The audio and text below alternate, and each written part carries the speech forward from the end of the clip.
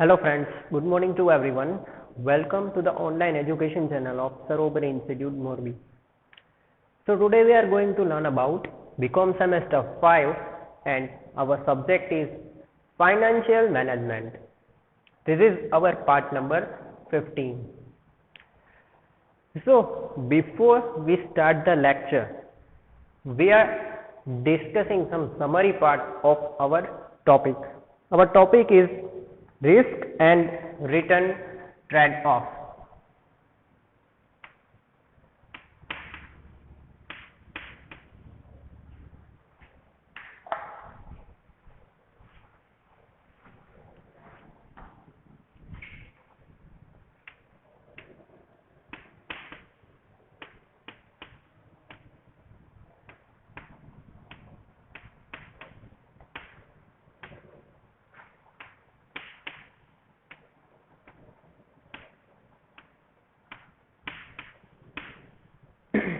So this is our topic to discuss. So very first, risk and return. Both the words are related with the investment. In the business, you cannot confirmly say that you will get good reward or return on any kind of investment. That means કે તમે જ્યારે કોઈ પણ investment કરો છો, maybe it is in the field of land, it is in the field of any kinds of properties. Okay, so you are not sure on your statement. તમે fix એવું કહી શકતા નથી કે જે તે પ્રોપર્ટી છે એ પ્રોપર્ટીની ઉપર તમે ડેફિનેટલી તમે જે ડિસાઇડ કરેલું return or you can say reward એ તમને મળશે. સો you have a first to take a risk. જ્યારે આપણે રિસ્કની વાત કરી હતી, there are main two types of risk. Very first you have to know about the types of risk. Okay, first that is insurable risk, કે જેનું આપણે insurance કરાવી શકીએ, એ પ્રકારના જોખમ કે જેની સામે આપણે પ્રોટેક્શન લઈ શકીએ. Okay, so very first that is insurable risk. One another that is uninsurable risk. So this is the two possibilities of the risk. Okay, very first we are discussing insurable risk. Insurable risk ની અંદર કઈ કઈ વસ્તુ ને આપણે consider કરવાની થાય. Very first આપણે લઈએ છીએ vehicle insurance, that is other health insurance, mediclaims. Okay, there are so many types of insurance we can insure. કે એક જે છે અનસર્ટેનિટી સામે આપણને પ્રોટેક્શન પ્રોવાઈડ કરે છે. સો very first health insurance. Okay, તો તમે બોડીના કોઈ બી ઓર્ગન છે એનું તમે ઇન્સ્યોરન્સ કરાવી શકો છો. ઓકે, યુ કેન સે એની of the part from the body. Yes, you can ensure any of the part from the body and it is known as health insurance. Next we are going on the vehicle insurance. Okay, તો generally જે કાંઈ પણ damage થતું એની અંદર through the accident or any kinds of that uncertainty, તો એની સામે જે કાંઈ પણ ડેમેજ થાય એ ડેમેજને રિકવર કરવાની જે રિસ્પોન્સિબિલિટી છે it is insurance. Okay, insurance through તમે કંપની પાસે એવો દાવો કરી શકો છો કે તમારું જે તે ડેમેજ હોય એની ભરપાઈ કરે, if you have an insurance for that thing. Okay, main thing આપણે કઈ વસ્તુને કન્સિડર કરવાની છે તો કે terms and conditions, because you have to must learn about the terms and condition when you are getting the insurance. તમે જ્યારે પણ ઇન્સ્યોરન્સ લ્યો છો ત્યારે very carefully you have to read the terms and conditions of that company, કે ભાઈ કઈ વસ્તુની સામે ઇન્સ્યોરન્સ પ્રોવાઈડ કરવામાં આવે છે. બીકોઝ ચીટની વાત કરીએ તો જનરલી આની અંદર ચીટ થતી જોવા મળે છે. That is the main reason behind it. Okay, so very first you have to consider the terms and conditions of the company before you taking the insurance of any kinds of thing. Mostly જે કાંઈ પણ issues થતા હોય છે એની પાછળનું main reason છે કે તમે એના ટર્મ્સ અને કન્ડિશન પ્રોપરલી ફોલો કરેલા નથી. તો આ એક જે છે terms and condition, it is the subject to the market risk. આ એક રિસ્ક છે. Without studying the terms and conditions of the company you can not predict that your things are insurable on that uncertainty or not. Okay, so that is first thing we have to consider. અહીંયા આપણે વાત કરીએ છીએ trade off, trading, marketing. Okay, તો એની અંદર બધા aspect આપણે consider કરવાના which is comes under the trading. ટ્રેડિંગની અંડરમાં જેટલા થિંગ્સ આવે છે તો એની માટે થઈને we have very big risk and as well as better opportunity for the return or we could say reward. આપણી પાસે બે ઓપોર્ચ્યુનિટી છે, but the first thing we have to consider that is risk. The more you take the risk, the more you benefited about the return or the reward. Two things we have to mainly consider during the trading. Okay, trading તો આપણે first સ્ટેપથી આ વસ્તુને explain કરીએ. તો trading આપણે કોઈ પણ વસ્તુનું સ્ટાર્ટ કરીએ છીએ તો very first thing comes that is investment. કઈ જગ્યાએ કેટલું ઇન્વેસ્ટમેન્ટ કરવાની રિક્વાયરમેન્ટ છે?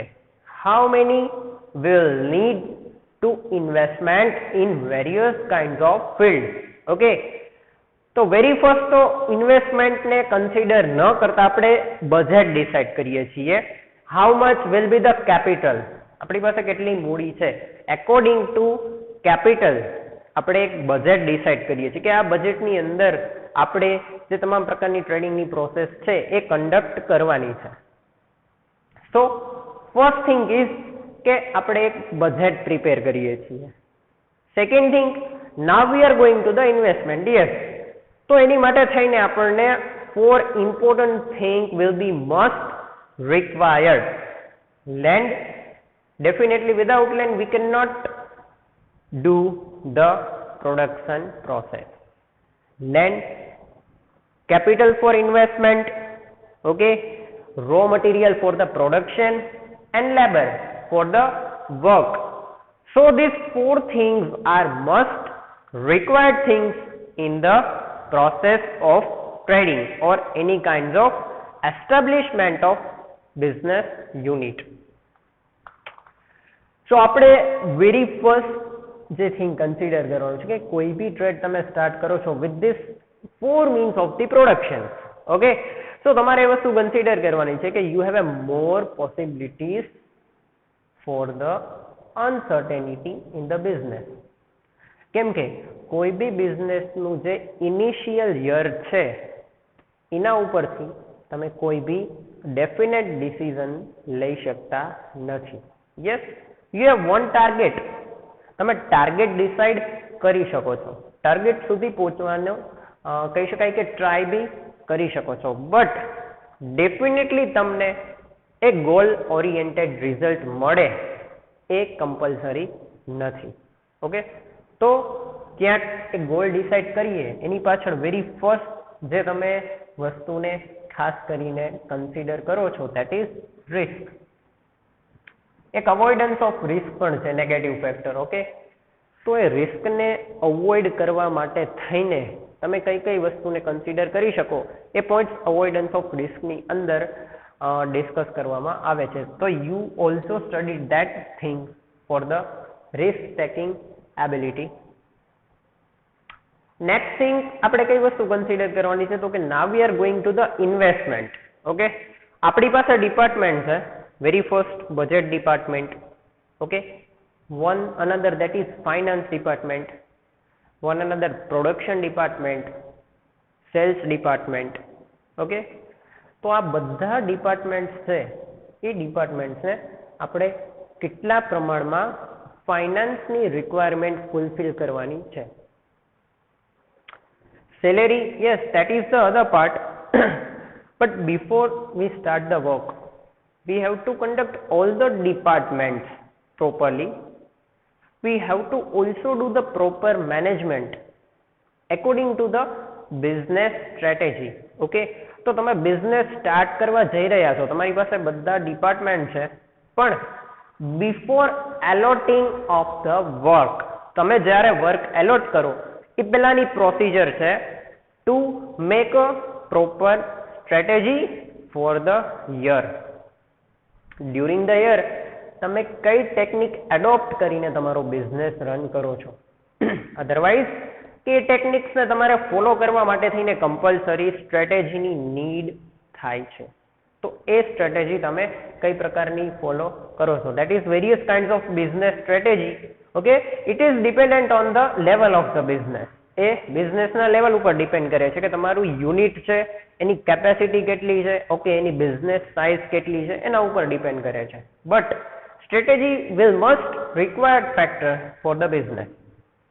તો વાત કરી આપણે કે રિસ્ક ઉઠાવવું એકદમ આની અંદર જરૂરી બની જાય છે. આફ્ટર ઓકે, આ પ્રકારની પ્રોસિજરમાંથી એ તમે ફોલો કરીને ત્યારબાદ return, okay, you can expect the good return from that kind of business.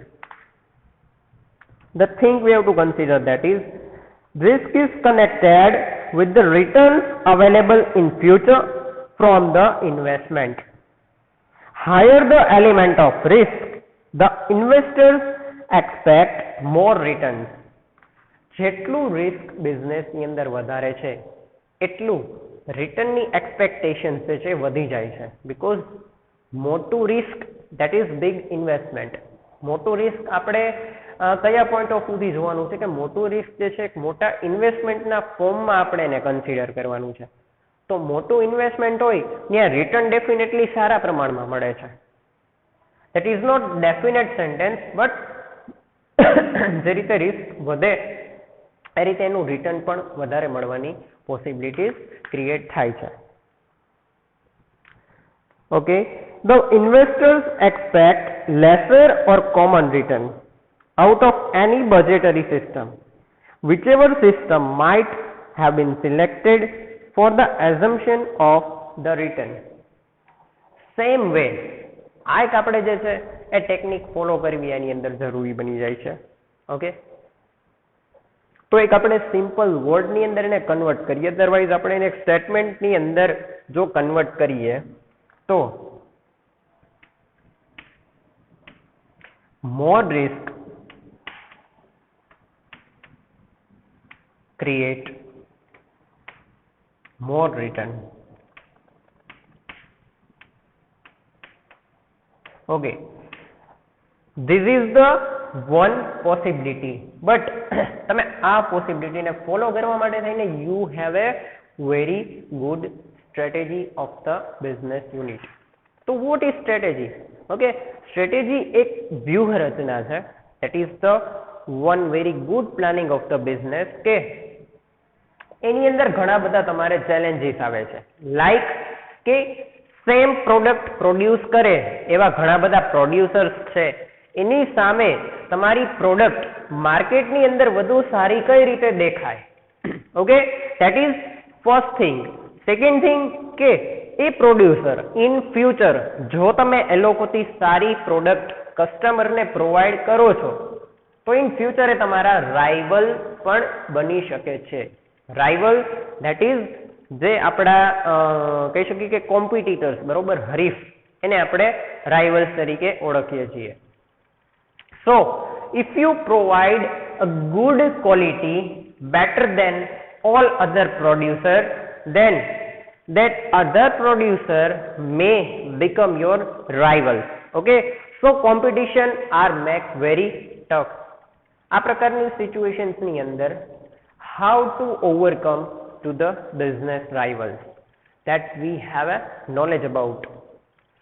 તો આ થિંગ્સ ને આપણે ઓવરકમ કરવા માટે થઈને we need a consultant, we need a better consultant of the business. Okay, તો સ્ટ્રેટેજી છે એની અંદર આપણે આ વસ્તુ માર્ક કરવી જરૂરી બની જાય છે. It is known as a business rival. ઘણા બધા ફેક્ટર્સ છે આની અંદર કામ કરતા હોય છે. હવે આની રિલેટેડ ઘણા બધા ડિસિઝન્સ આપણે લેવા જરૂરી બની જાય છે. વેરી ફર્સ્ટ જે છે એ છે ડિસિઝન્સ ઓફ કેપિટલ બજેટ. તો વેરી ફર્સ્ટ આપણે જે છે એ આ વસ્તુને ખાસ કન્સિડર કરવાની છે. Decision of capital budget.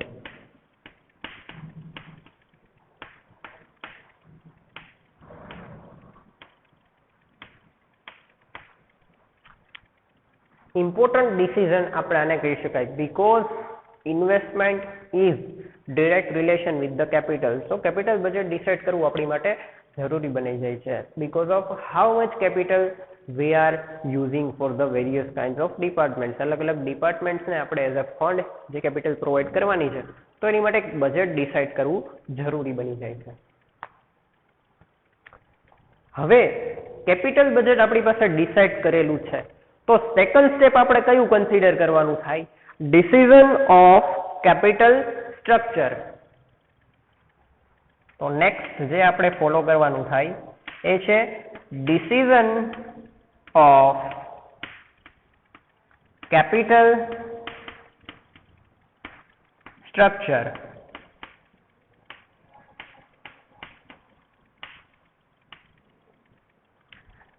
મૂડીને ક્યાં ક્યાં કેટલા પ્રમાણમાં રોકાણ કરવામાં આવે છે, કયા ફિલ્ડની અંદર કેટલી મૂડી જે છે એની જરૂરિયાત પડશે for the raw material, for the various departments, for the various kind of initial purchase. Okay, for all that department આપણે કેપિટલ સ્ટ્રક્ચર ડિસાઇડ કઈ રીતે કરવું તો એનું એક આપણે ડિસિઝન લેવું જે છે ઇમ્પોર્ટન્ટ બની જાય છે. Next decision of dividend. Okay, એ લાસ્ટ પાર્ટની અંદર આપણે કન્સિડર કરીએ છીએ decision of dividend. But generally જો આપણે વાત આવે ડિવિડન્ડની તો ફર્સ્ટ એન્યુઅલ જનરલ મીટિંગની અંદર જ્યારે આપણે આખો એજન્ડા તૈયાર કરીએ છીએ, એજન્ડા એટલે કે કાર્યસૂચિ કે વર્ષ દરમિયાન આપણે આ રીતે કાર્ય કરવાનું થાય, એ એજન્ડાની અંદર આપણા જે શેર હોલ્ડર છે એ શેર હોલ્ડર્સને કેટલા ટકા ડિવિડન્ડ પ્રોવાઈડ કરવું. ઓકે, તો શેર હોલ્ડરની અંદર પણ વેરિયન્સ છે, equity share holder, preference share holder. Okay, equity share હોલ્ડરની અંદર પણ ઘણા બધા ટાઈપ્સ પડે છે, પ્રેફરન્સ શેર હોલ્ડરની અંદર પણ તો સબ ટાઈપ્સ છે, તો એ આપણી પાસે share holders also they are available. Okay, તો આપણે ડિવિડન્ડનો રેટ ડિસાઇડ કરવો જરૂરી બની જાય છે કે ઇન ફ્યુચર આપણે આટલો પ્રોફિટ થયો તો એ પ્રોફિટમાંથી રિવાર્ડ ઓર યુ કુડ સે રિટર્ન, આ બે ફોર્મમાં આપણે એને પાછું ડિવિડન્ડ પે કરવાનું થાય. ઓકે, સો ડિવિડન્ડનો રેટ પહેલા ડિસાઇડ કરવો જરૂરી બની જાય. તો આ એક ઇમ્પોર્ટન્ટ ડિસિઝન છે. Now decision of working capital.